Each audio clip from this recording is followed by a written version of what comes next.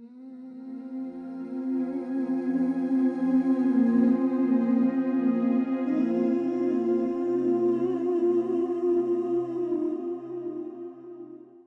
am known as John Almeida in England, but I was known as Eli Almeida in Nairobi. I was born in March 1934 in Nairobi at home, the youngest of 10 children.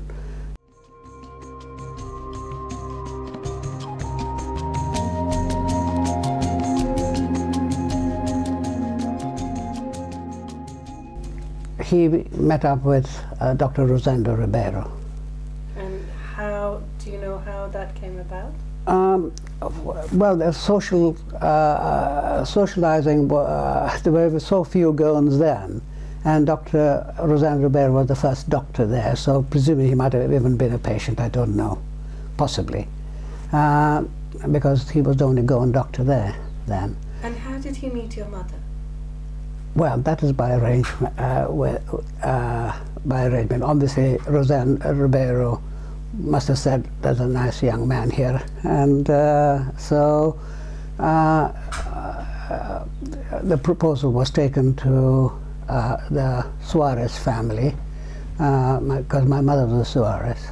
So your mother is related to Dr. Rosendo Ribeiro? My grandmother, Gravitinia, was one of his sisters.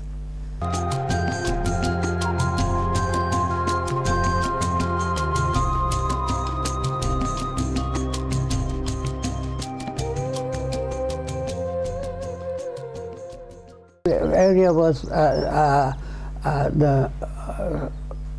it was Nairobi South, but that was before development, and it was bordering on the Athi Plains. So it was not unusual to get wild animals at night in the garden, so my father always had a gun.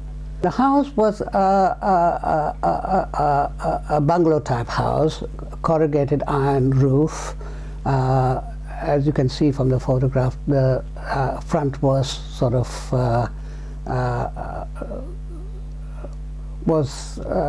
made so that air could circulate easily. I think we had 5 or 6 rooms in it, but being a large family, quite often there was one bed was under the other, and at night we pulled it out.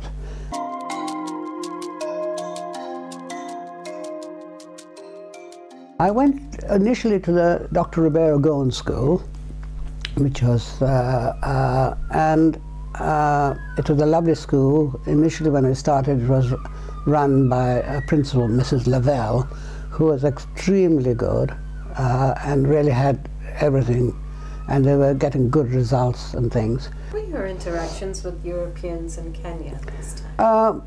Well, all I can remember is my sister was a school teacher at the Goan School, and at that time some of the fellow teachers used to invite us to tea, and we, of course, that was a big treat for us as youngsters, and that was the only interaction we had. But were her fellow teachers Europeans? Sorry?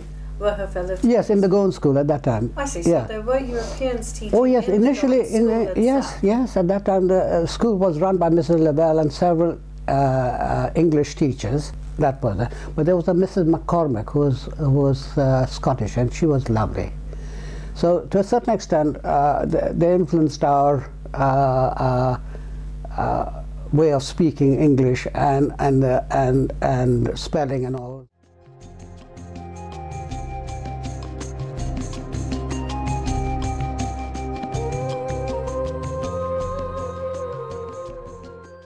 Oh, he was he was quite he was about, I should think he must have been about at least 5'9", 5'10", a good frame,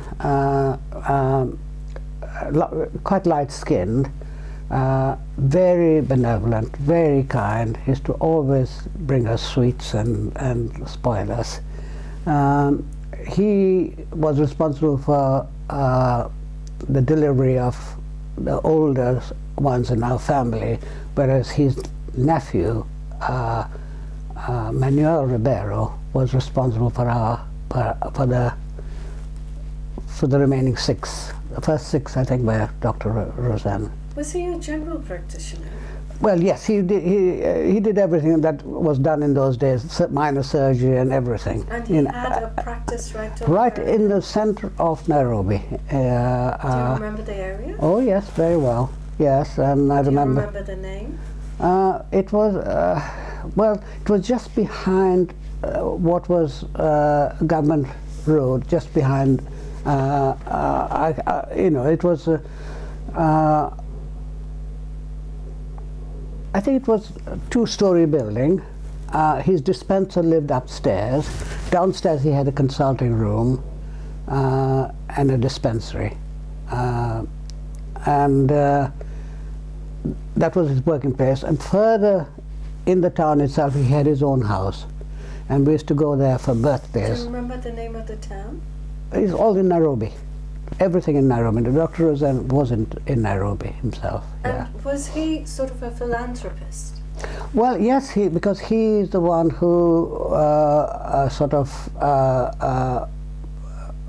donated money to start the school.